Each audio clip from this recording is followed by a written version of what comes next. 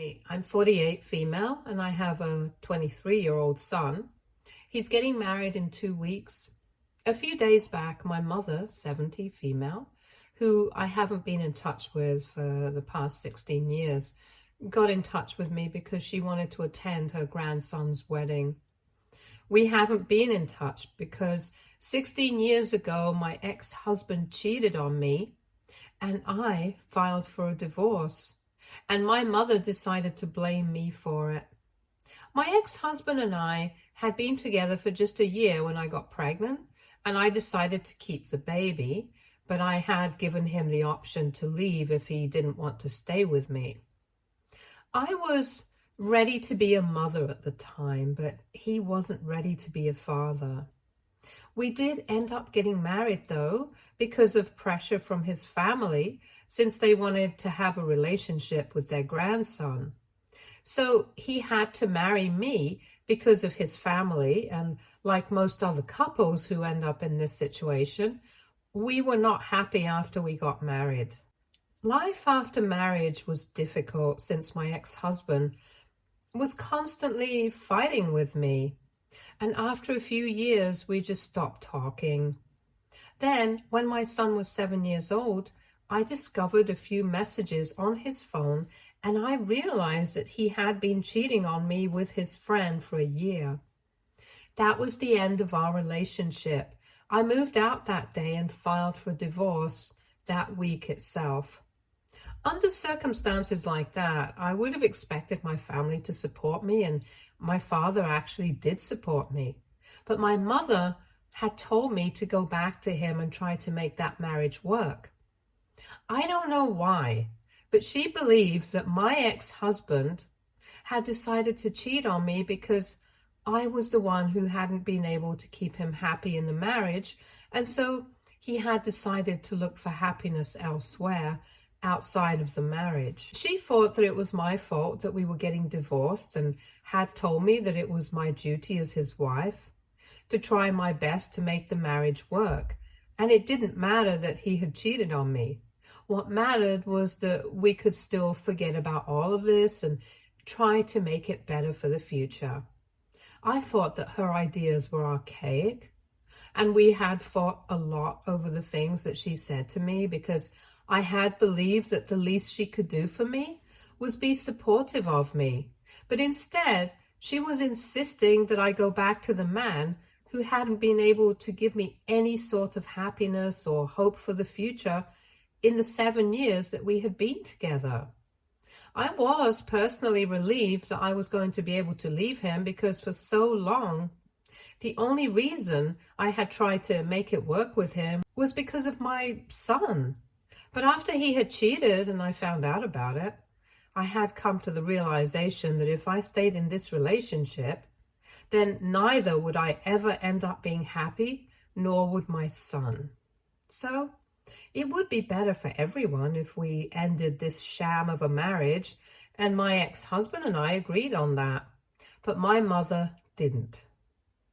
After I filed for a divorce, my mother kept bothering me for a bit, but I didn't bother to pay attention to her and decided to go through with the divorce anyway. At least my father was supporting me, so I wasn't too worried. But unfortunately, 4 months into the divorce proceedings, I lost my father to a heart attack. It was really sudden, and at the time, my mother and I had not exactly been getting along well because she thought I was messing things up for myself by getting that divorce. So at the time that my dad passed away, I had only been talking to him, but I had been avoiding my mother for a couple of weeks. When I reached out to her to tell her that I wanted to help her plan the funeral so that we could reconcile, she told me to leave her alone and said that she wanted nothing to do with me anymore. She called me a disgrace to the family since I was one of the first women in our family to actually leave their husband instead of tolerating whatever they did. And she told me that it was my fault that my husband had left me for another woman because I was too selfish and never cared about anyone's happiness except my own. My father had already passed away, so The only person who had been connecting the both of us was gone. And with him gone, I didn't feel the need to ever speak to my mother again after the things that she had said to me. She had been horrible to me. And after I attended my dad's funeral, I decided that I was never going to see or speak to her again. And I'm pretty sure that she was fine with it, because after that, she did not try to reach out to me either. I was completely on my own during divorce because I'm not very close to the rest of my family, and I only had a few friends to help me out. After everything was finalized, I decided to start applying to jobs outside of the state because I just couldn't bear to live there anymore. And luckily, I got a well-paying job within a few weeks. Within a month of my divorce being finalized, I left everything behind and moved away. I had full custody of my son since his father hadn't actually been interested, and I had seen that coming because even though we had been together for 7 years for our son's sake, he had never really been invested in our son like I was. He had visitation rights, but he never utilized those after the divorce apart from the holidays. But even those visits on the holidays stopped after a year or two, and he continued to pay child support, but never bothered to see his son. I haven't heard from him for a really long time, but I know from a couple of old friends that he's doing great, and he's married to the friend that he had that affair with. As for my family, I never was particularly close to anyone, and neither were they bothered about me. So I haven't been in touch with them ever since I left. And my mother and I have never spoken in the past 16 years. I'm putting all of this out because I want everyone to know that since my son was 7 years old, I have raised him completely on my own. I have handled my work and managed to build a business and raise him all on my own without any support, emotional or otherwise, not even from my own mother. So when a few days ago she showed up at my house uninvited, I was pretty surprised. She's pretty old now, but so am I, and I wasn't happy seeing her, so I did not invite her in.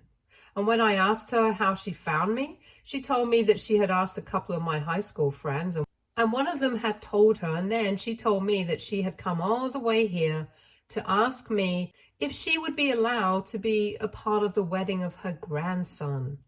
She told me that she had been thinking about it ever since she heard that my son was engaged, since I had posted about it on social media, and I'm guessing people from the family must have seen that or something.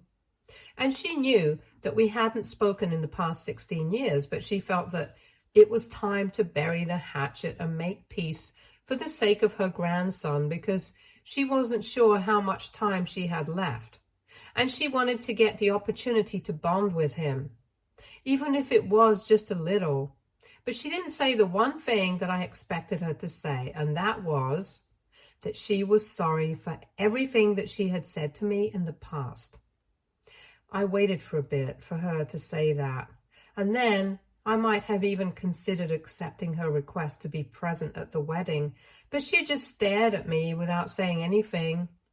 And it was so frustrating that I laughed in her face and told her that no, I definitely did not want her at the wedding, and I'm sure that neither would my son. Then I asked her to leave because I didn't want to speak with her anymore, and she left. But she looked very shocked with the way that I had behaved with her. After she was gone, I decided to call up my son and tell him about what just happened, because after all, this was his wedding, and he should also have a say in what happens. I was pretty certain that he was going to tell me that I had done the right thing by asking his grandmother to leave. But after he told him everything, he told me that I might have been a bit too quick in asking her to go away. I hadn't seen that coming and was disappointed that he was not on my side. But then he kept talking and explaining to me that it had been 16 years since we last spoke, and neither of us had felt that it was necessary to reach out to the other, which is fine because What my mother had done back then was unacceptable, and I had my reasons not to speak to her. But now, since she had made the effort to reach out to me, I should have at least invited her in and tried to speak to her instead of telling her to go away. Maybe she hadn't apologized right off the bat, but I can chalk that up to old age. And the least I could have done was at least give her an opportunity to speak to me and try to make things right. My son was the one who told me that I should reach out to her again and just talk to her once, and maybe we'll be able to make things right. He also reminded me that my mother is also getting old and she might not have a lot of time left. So after she's gone, he wouldn't want me to regret letting go of this one opportunity to make things right between the two of us. Of course, he told me that in the end, it has to be my decision, but that's what he would suggest to me. His suggestion actually seems pretty reasonable, but it's just been so long that I don't feel like speaking to my mother anymore. All that hurt and resentment is still inside of me somewhere, and I don't know if I'll ever be able to let that go. But what he said about my mother getting old and not having enough time was also true. And truth be told, I don't know how I feel about that. It's just all a mess in my head right now, and I feel like my brain is divided into two parts right now. One that wants to reach out to my mother and speak to her, and the other that keeps reminding me of all the things that she had said to me when I was going through the toughest time in my life, and she never bothered to reach out to me in the past 16 years. So, AITA for not wanting to reconcile with my mother after 16 years of no contact. Update 1. Hey everyone, so there are just 4 days to go before my son gets married. And a few days back, after speaking to my son, I decided that I was going to give it a try and actually try to fix my relationship with my mother. He was thrilled about it, and he told me that he would be there for it as well in case I needed moral or emotional support. And I really was grateful for it. The only issue was that we didn't exactly know how to get through to her or if she was even here anymore. But thankfully, I asked a couple of my friends from high school, and one of them confessed to having given her my address because she had been pestering them nonstop, and so she just caved and sent her my address. Then I asked her to give me my mother's contact info if she could. And she was able to arrange for it in a while, and that's how we contacted her. I called her up, and when she picked up the phone, she was pretty surprised to hear me on this end. But anyway, I invited her over for dinner, and I told her that I would be willing to speak to her about all of this if she was still here.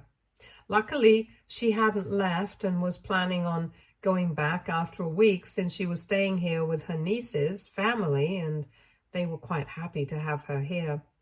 Anyway, last evening, she came over for dinner, and it was really awkward and weird, but I was thankful that my son and his fiancée were here to try and diffuse the situation. My mother told me about her life and how it had been for her for the past 16 years, and I told her a little about how it had been for me. Apparently, 6 years ago, my mother had remarried, but unfortunately lost her second husband a few months ago. It had been really lonely for her in the past couple of months, especially after her second husband had passed away as well. And she realized that she hadn't exactly done the right thing by pushing her own daughter away. She told me that she was really sorry that she had been so horrible to me in the past, and told me that I didn't deserve what I had been through. It was quite surreal for me to hear her say that, because I really hadn't expected her to apologize, and I still couldn't believe it, because this was finally happening after 16 years. Anyway, while she apologized, she started crying, and she told me that she knew that she wasn't ever going to get these 16 years back, and that what happened was irreversible. But she still wanted to make the rest of her life count and do something right for once. When she started crying, I started feeling bad for her, and I told her that now that she was here, we were going to really give it a try and make things right between us again. But she just couldn't stop sobbing, and after one point, we had to abandon dinner just so that we could console her because she was sobbing so violently. It was clear that she had been holding herself back for a really long time, and now the dam had finally burst. She just kept telling me that she was really sorry about everything and that she hadn't been a good mother, and she wanted to apologize to me for her failure. So after a while, I just decided to hug her so that she could calm down for a bit, and then I took her to the guest room so that she could lay down and rest. Then my son, his fiancée, and I went back to dinner and finished it all up. While she was resting, my son and I got to talking, and I told him that I was really happy that he suggested that we reconcile, or at least try to talk to each other, because so far things have been going pretty well. After so many years, it's definitely not going to be easy to repair our relationship, but we have to start somewhere if we want that. And this is a good place to start. My mother ended up spending the night here that day, and the next morning when she left, I told her to get all her things and stay with me until it was time for her to go back. She agreed readily, and my cousin and her family moved her in here. They're distant cousins, so I'm not very close to them, and I honestly didn't even know that I had family here. But I thanked them as well, and they told me that they were grateful that I was taking over from here because for the last couple of days, all my mother had been talking about was me and how she had screwed everything up. So they believed that my decision to have her move in with me for the next couple of days was a good one, since it would help us reconcile. And I agree. My mother hasn't broken down anymore after that day, and things are still a bit awkward and strained between us, but I know that she's trying to erase that gap of 16 years as best she can. The wedding is coming up, so I've been busy with that as well, and I also have work to attend to, so we mostly only get to talk to each other peacefully in the evenings, and our conversations have been pretty nice so far. It makes me feel glad that I decided to give this a chance because I feel like I might be able to get my old relationship with her back again. Update 2. Hello everyone. So my son got married last week, and 2 days after that, him and his wife left for their honeymoon. The wedding went really well. Everything was exceptionally beautiful, and my mother was glad to be there as well. She kept talking about how wonderfully I had raised my son, even though I had been all on my own. And she told me that she would have never been able to do it on her own if she had been in my place. So it was really a commendable job that I had done. My son and his now wife have been together for the past 10 years, and that's something that came up pretty frequently during the wedding.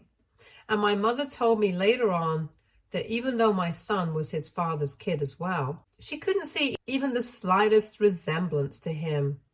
And that was a good thing because I had raised a good man. She acknowledged that she had been wrong about my ex-husband and told me that I had done the right thing by leaving him. And finally, she explained why she had been so against the idea of me leaving my husband. My mother had been raised in a very strict Catholic family, and I knew that. I was also aware of the fact that her parents believed that getting a divorce was not a valid solution to anything. And she had been raised to believe the same thing since they didn't even recognize divorce. And I was pretty much the first woman in my family to get a divorce because everyone had had a similar kind of upbringing. Even my father came from a similar family, but his family was not as strict as my mom's. However, even in his family, divorce was not encouraged. And when I had decided to leave my husband, I hadn't posted about it or anything, but word still got around because I had left his house and stuff. And when that happened, people in my family started gossiping and telling my mother that she needed to stop me from leaving my husband because it was a sin. Once we were married, and there was nothing that we could do to reverse that. So the only option I had was to just make it work. And they made it seem like cheating was not even that big of a deal because their husband used to do it constantly. So they thought that I should treat it as something that just happens and not take it seriously either. but I did not function with the same moral code. And I decided to leave, and that created quite a stir in the family. People were just quite upset that I was doing something like this, and that's why my mother kept trying to discourage me, because she knew that the family would cut me off and keep gossiping about me behind my back. In some way, I guess she thought that she was protecting me in some weird, twisted way, but that's not how it works. Things only got worse when my dad passed away because people were already upset with me. And when that happened, they started taking up the opportunity to make it seem like it was my sin that my dad had been punished for. My mother told me that a bunch of relatives started brainwashing her and believing that because I had decided to go against my husband and leave him in spite of their advice, it was my father who had to bear the punishment of my friend. My mother had lost her soulmate at the time because, unlike my marriage, both my parents had been in love with each other. She was very vulnerable at the time, and her family took advantage of that and decided to turn her against me completely. That was why she started to believe that maybe it was actually my fault that she had lost her husband, and that's why she decided to cut me out of her life. When I learned about all of this, even though I knew some bits of it, I felt angry and hurt all over again. Because even though I had known that her family had a huge part to play in all of this, I didn't know what they had been talking about and why my dad had passed away. I couldn't believe that even my mother had believed it was my fault that she had lost her husband back then. I felt like I wanted to draw back from her once again. But she told me that it had taken her a long time, but she had realized that she was the one who had screwed up by believing whatever nonsense had been fed to her by her family, and it was completely her fault that she had pushed me away from her for so many years. She also told me that after she got married for a second time, her late husband had tried to get her to talk to me on multiple occasions and had tried to get her to cut her family off because they were very toxic, but she had refused. It was only towards the end of his life, when he had fallen very ill, that she realized what he was talking about and started to acknowledge her mistakes. And she told me that she really wanted to tell me that I was stronger than most of the women in our family, and maybe everyone resented me for that. But anyway, we cannot change the past, and now that we have started trying to fix our relationship, I don't want to go back on that. So my mother and I are still staying together, and we are actively trying to reconcile and make up for lost time. Update 3. Hey guys, 3 weeks have passed since my last update, and my mother has still been living with me, but she has decided to go back by the end of this week. Things have been going really well, and we have been bonding. Occasionally, it still gets really weird and silent, but we have been trying not to let that get in the way of our reconciliation. Anyway, she has decided to go back for a couple of months so that she can sort everything out back home and then move back in here with me permanently. I know a lot of people are not going to agree with my decision, but she's not getting any younger, and I really want to be there for her. When we were younger, when I was a kid, she was my best friend. And slowly we are going back to that relationship that we used to have when I was little, and I don't want to lose it anymore. So I think it's for the best if she comes back to live with me permanently. I've also been pretty lonely ever since my son moved out, so I think I could do with some company. My mother has told me that she's going to put our old house up for sale because the memories attached to that house are just too much to handle, and I agree. I think it's the best decision she could make right now. I can't go with her because I have worked here, but my son has told me that he's going to return in a couple of days, so he'll handle everything. Thankfully, my mother doesn't really have any serious health problems as of now, so she can handle herself alone, but she just needs somebody to be there for her while she's traveling. Once she comes back, we have also been talking about going to therapy together. It's my cousin who told us to give it a try. And to be honest, my mom wasn't really into the idea because it's a very newfangled concept for her. But I told her that it would be worth it. So now I'm just going to wait for her to come back after she's done with all the work back home. And then she's going to be living here. I'm quite happy about it because she and I have been spending a lot of time together recently, and I have been having a great time with her. In these past 16 years, I had almost forgotten how fun and witty she could be when she wanted to be. Only the bad parts had stayed with me after our massive fallout, but slowly but surely we're getting the good parts back again. I really don't know how much time I have left with her. If I'm lucky, then I might get a lot, but whatever I have left, I want to make the most of it. We have spent enough of our lives being angry at each other. I think it's time that we leave all that in the past. Update 4. Hi guys, so I have absolutely heartbreaking news for everyone. My mother has unfortunately passed away.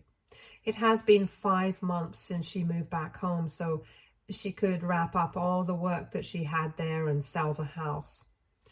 At first, I didn't think that it would take her so long to sell the house, but she told me that she had other things to attend to as well before she moved in with me. I didn't think much of it, and we kept in touch over the past 5 months. We would often FaceTime each other, and she had started to look quite sick, but whenever I would ask her about it, she told me it was just the camera and her phone had poor quality, which was true, so I didn't question it. Then 2 days ago, I was informed that she had passed away in the hospital. She had a nurse who had taken her to the hospital in the middle of the night, but she hadn't been able to make it. Apparently, she had been diagnosed with acute myeloid leukemia about 2 months before she came to see me. She had been undergoing treatment, but the disease had already gotten to a stage when it was too late to do anything. So for a few weeks, she decided to come and see me instead of wasting her time on treatment, because she knew that she was going to pass away eventually, and she wanted to make things right with me before that happened. She never told me anything about it because she didn't want to make me upset, and after she passed away, it was her nurse who told me everything. I'm still trying to process and cope with this loss, but I'm really happy about the fact that I decided to give it a chance, and even though I had very little time to spend with her before she eventually passed away, I'm very grateful that I even got that time. My son was right. I would have definitely regretted it if I had not given this a chance. For those of you who had said that the only reason she wanted to make things right with me at this age was because she needed somebody to take care of her in her old age, I guess you were wrong, because she knew she wasn't going to make it, and she didn't need me to take care of her. She just needed me to forgive her and spend some time with her before she passed on. I'm organizing her funeral at the end of this week and flying back home for it. Condolences have been pouring in from her family, who always hated me, so I know that it's all pretend. But I don't really care about it. I'm content with the time that we got to spend before she passed away, and I'm also going to cherish it. Stay tuned for more stories from our girl relationships.